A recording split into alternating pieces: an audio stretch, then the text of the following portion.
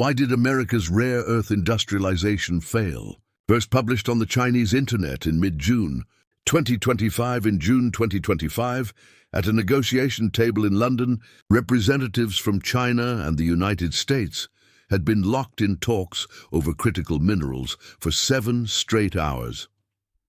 Each time, U.S. Commerce Secretary Lutnick demanded that China relax its rare earth export controls.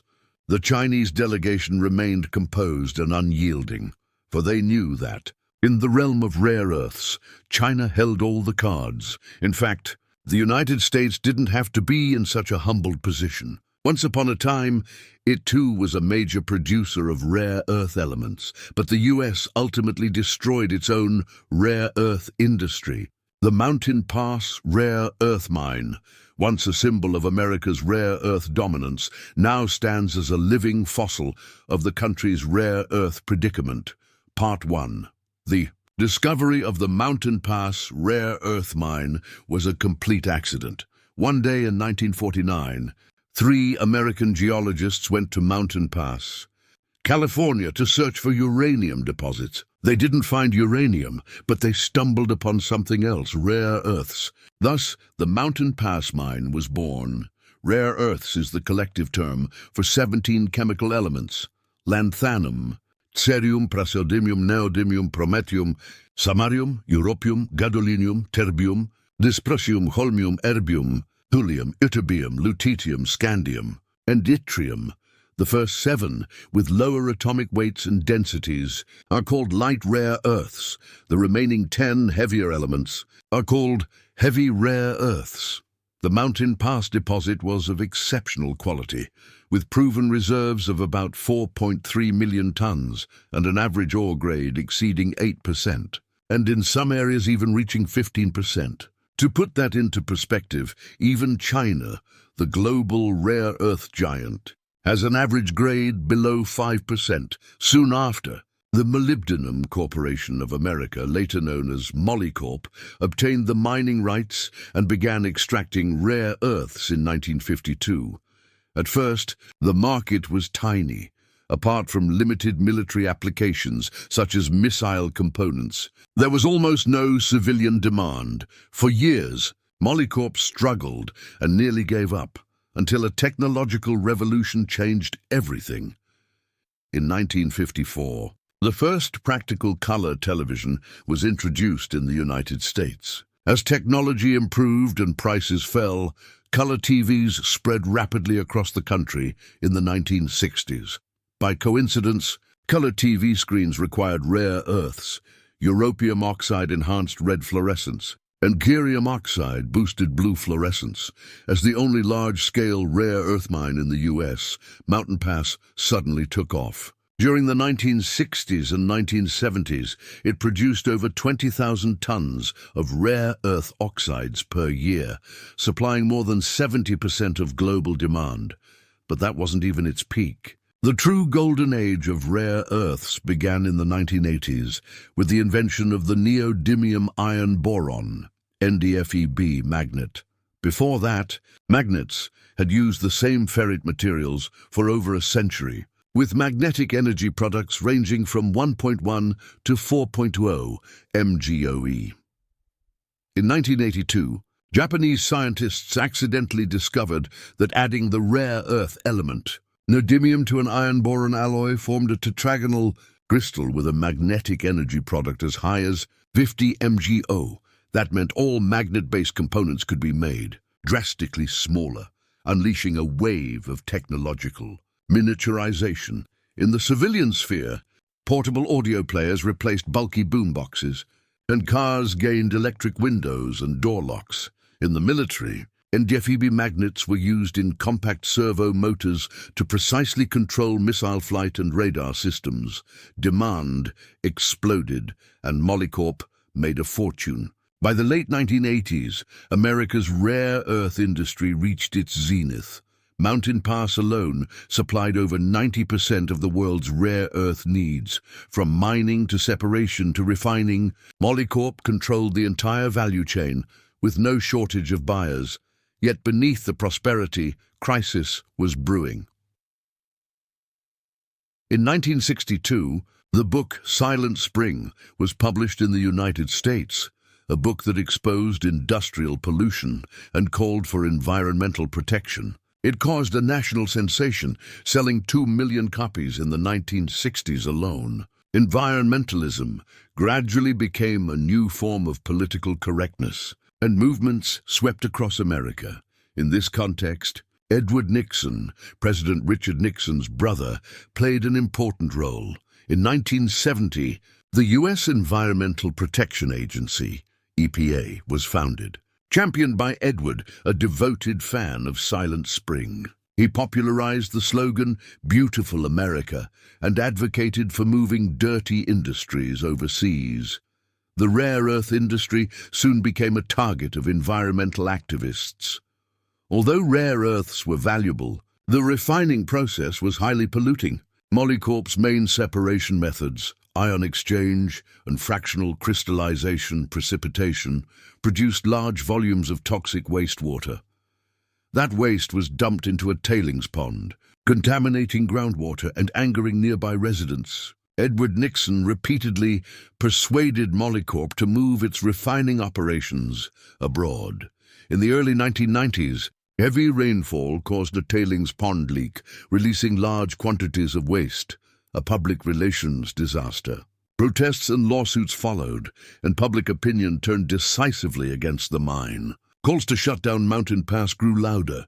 So what about America's rare earth needs? Edward Nixon and other environmentalists argued, just import from China, what's the big deal? That view reflected mainstream American thinking at the time. After all, China's rare earths were unbelievably cheap. In 1985, China began large-scale exports of rare earths, about 4,500 tons, and kept increasing them year after year. To support economic growth, China didn't even levy export tariffs before 2006, and local governments offered generous incentives. These loose policies spurred rapid industry growth. In the early 1980s, China's output was only 2,500 tons. By the early 21st century, it had reached 80,000 tons, a 32-fold increase. Hundreds of mines sprouted across China. As the number of producers grew, fierce competition triggered a brutal price war. According to the 2019 White Paper on China's Rare Earth Situation and Policies issued by the State Council, between 1998 and 2005, China's average annual export was about 46,946 tons, earning just $420 million per year, an average price of only $8.98 per kilogram, practically dirt cheap, with China supplying abundant, low-cost rare earths and bearing the environmental costs. The US saw little reason to keep its own industry alive. Under environmental pressure and market competition, Molycorp was forced to shut down its refining operations in 1998. 4 years later, the Mountain Pass mine closed completely. Thus, America's once thriving rare earth industry collapsed. Meanwhile, across the Pacific, China, though it became the world's top exporter, also realized that its rare earth development model was unsustainable and needed urgent reform. Part 2. In April 2010, the U.S. Government Accountability Office, GAO, an arm of Congress, released a report titled Rare Earth: Materials in the Defense Supply Chain. It warned that the United States was overwhelmingly dependent on China for its rare earth supply, an unacceptable risk to national security, and urged Washington to revive its domestic rare earth industry. At first, few paid attention, but everything changed in September that same year. On September 7, 2010, a Chinese and Japanese vessel collided near the Diaoyu Islands, Senkaku Islands, reigniting tensions between the two countries. Seizing the opportunity to punish Japan, Beijing tightened its export controls on rare earths. In the second half of 2010, China's rare earth exports dropped to about 30,000 tons, far below the 50,000 tons exported in the same period of 2009. The sudden reduction sparked outrage in Japan. The US, the UK, Germany, France, South Korea, and other industrial nations. On October 12th, Japan's ambassador to China, Wichiro Niwa, convened a meeting of Western ambassadors in Beijing to jointly pressure the Chinese government. Yet China's actions were not unreasonable. Like all resource-exporting nations, China didn't want to be merely a supplier of raw materials. Simply exporting rare earths made little sense. The real value lay in deep processing and using rare earths to drive domestic industrial growth. Facing Western criticism, the Chinese Ministry of Foreign Affairs firmly declared that managing rare earth resources is China's sovereign right. The reduced exports sent rare earth prices soaring, more than fivefold in just 1 year. This rare earth crisis caught Washington's attention. Americans began asking themselves, if China can choke Japan's supply today, could it choke ours tomorrow? The earlier GAO report was suddenly taken seriously by the Obama administration, which announced plans to revive the U.S. rare earth industry. Sensing a comeback, Molycorp, the owner of the Mountain Pass mine, lobbied the Obama administration to approve a restart and proposed what it called the Phoenix Project. The plan was massive. Build 2 new processing plants, one in Arizona and another in Estonia, Europe, and spend hundreds of millions acquiring a Canadian rare earth facility. In total, Molycorp pledged $1.7 billion to rebuild a full industrial chain from mine to magnet. By 2013, however, Mountain Pass was earning less than $100 million in annual revenue, yet had sunk over $1 billion into expansion. It was an audacious gamble, and it failed spectacularly. After China introduced its rare earth export quota system, the most panicked were not foreign buyers, but China's illegal miners. During the industry's wild growth years, black market operators had mined vast quantities of rare earths and hoarded them in warehouses, waiting to sell later at inflated prices. But when quotas shrank the official market, smugglers feared their stockpiles would become worthless and began offloading them overseas through disguised exports. Ma Rongjiang, Secretary General of the China Rare Earth Association, once revealed, in 2011, foreign import data showed 1.2 times more rare earth imports than China's official export statistics, meaning smuggling accounted for 120% of legal exports. It was rampant. As a result, instead of rising, international rare earth prices actually fell. For Molycorp, it was devastating. Their production costs were already high, and now prices had collapsed. Theoretically, once smugglers' stockpiles ran out, prices should have rebounded, helping Molycorp recover. But then came a policy shock that sealed its fate. The Obama administration, together with the EU and Japan, filed a case against China at the World Trade Organization, WTO, claiming that Beijing's export controls violated WTO rules. On August 7, 2014, the WTO appellate body ruled against China. At the time, China was less assertive than it is today. Facing the ruling, it was forced to abolish its rare earth export quota system in early 2015, triggering another price collapse. For example, the price of neodymium fell to just $66 per kilogram, roughly the same as before the 2010 rare earth crisis. That left Molycorp with no buyers, no cash flow, and $1.6 billion in debt. With no hope in sight, the company filed for bankruptcy, and the Phoenix Project died with it. Did Obama not realize his policy was undermining America's rare earth revival? In truth, he didn't care much. During the Obama years, the focus of rare earth policy wasn't to rebuild U.S. capacity, but to pressure China into selling cheap rare earths through WTO leverage. Though Washington recognized rare earths' strategic importance, it failed to approach the issue from a national security perspective. Government support for the domestic industry remained minimal, as policymakers placed their faith in market forces. As former U.S. diplomat Jay Clusdale observed, the Obama administration's priority was to use WTO rules to force China to sell rare earths cheaply. Reviving America's rare earth industry was merely a backup plan, and in pursuing the WTO route, the US wasted several precious years. Part 3 by May 2025, rare earths had become one of China's most powerful tools in managing its relationship with the United States. China had long known that export controls were effective, but even Beijing was surprised by just how effective they turned out to be.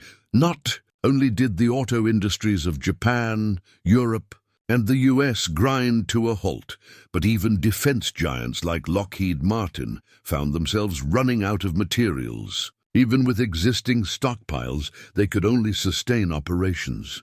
For about 90 days, the US government had actually recognized the strategic importance of rare earths as far back as the Trump 1.0 administration and made plans to revive the Mountain Pass mine. In 2017, after Molycorp's bankruptcy, the mine was auctioned off and purchased by the MPMO consortium for a mere $20.5 million, which then founded MP Materials based on the mine.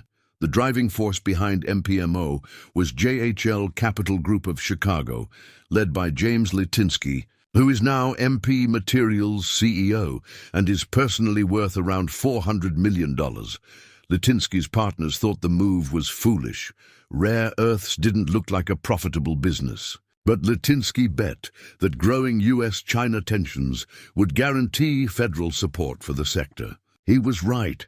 After the consortium acquired Mountain Pass, the US-China trade war 1.0 erupted. Fearing that China might restrict exports, the Trump administration began to heavily subsidize and protect domestic rare earth operations. Both Trump and Biden took measures far more aggressive than those under Obama. Direct Defense Department funding to keep Mountain Pass operational, high import tariffs on rare earths to block Chinese products and reserve the domestic market for MP Materials, fast-track environmental and construction approvals. The new processing plants approvals took only 1.5 years instead of the usual 3 to 5 defense procurement priority. U.S. defense projects were required to buy from Mountain Pass first. Relaxed environmental standards, fines were delayed or waived, and waste handling rules were loosened. Subsidies for EVs, electric vehicles using domestically sourced rare earth magnets, received 10% cost rebates. Federally funded clean energy projects had to source at least 50% of their rare earths domestically. In short, Washington used every administrative and legislative lever to revive the industry. Despite these sweeping measures, the U.S. rare earth revival still stalled, mainly for 4 reasons: profitability, policy instability, weak technology, and lack of market demand. It's not profitable.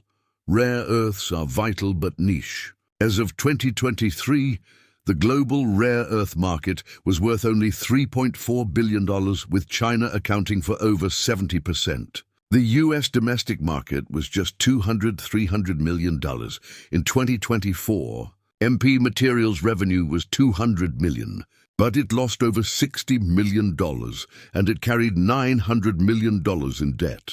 Since its restart in 2018, the company has posted losses in most years.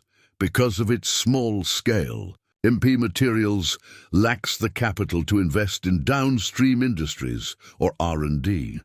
If even the largest U.S. rare earth producer can't afford it, smaller players have no chance. Many assume defense contracts should make the business lucrative, but they don't. Defense demand is limited.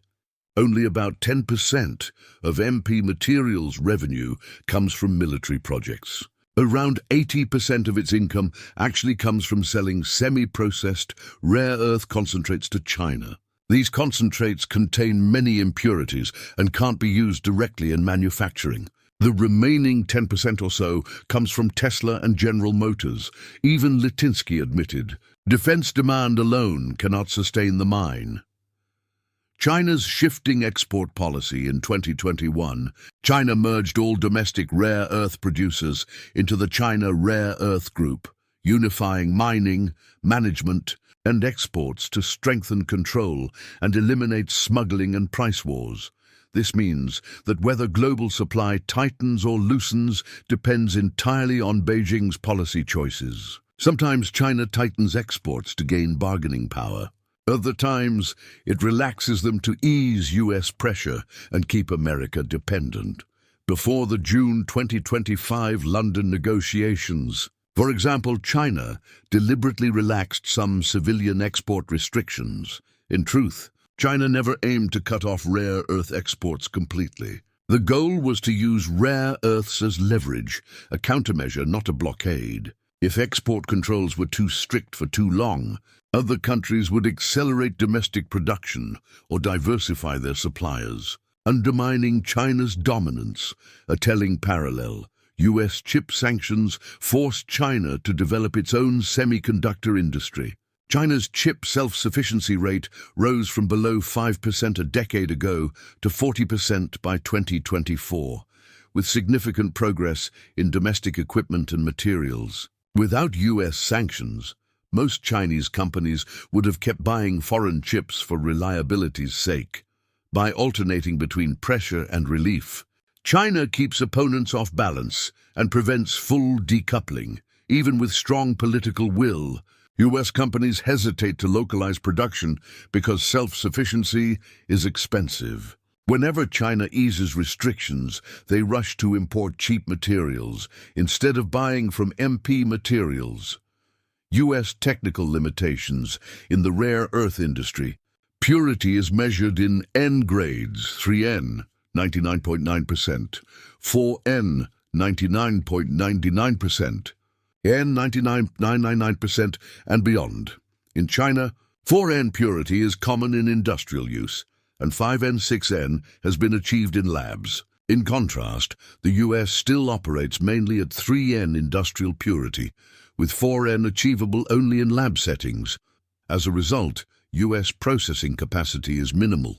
The only refining plant, built by MP Materials in 2023, can process just 1,300 tons per year, a tiny number. Meanwhile, the Mountain Pass mine produces 45,000 tons annually, most of which must still be shipped to China for finishing. China also dominates rare earth processing equipment, such as electrolytic cells and precision extraction machines. US suppliers disappeared decades ago, so even MP Materials had to buy Chinese equipment for its restart. In other words, China can easily choke the US industry at multiple points in the chain. More critically, both Mountain Pass and US refining capabilities focus on light rare earths, while the defense sector relies heavily on heavy rare earths, and the US has no economically viable deposits or refining capacity for those. The market has disappeared. Washington hopes to use Mountain Pass as the nucleus of a renewed rare earth supply chain, producing oxides, magnets, and components for industrial use. Not just raw concentrates, but every business must answer one question: who will buy? Mountain Pass originally thrived by supplying europium and cerium oxides to American TV factories during the color TV boom. But the last US TV factory closed in 2019. That demand is gone.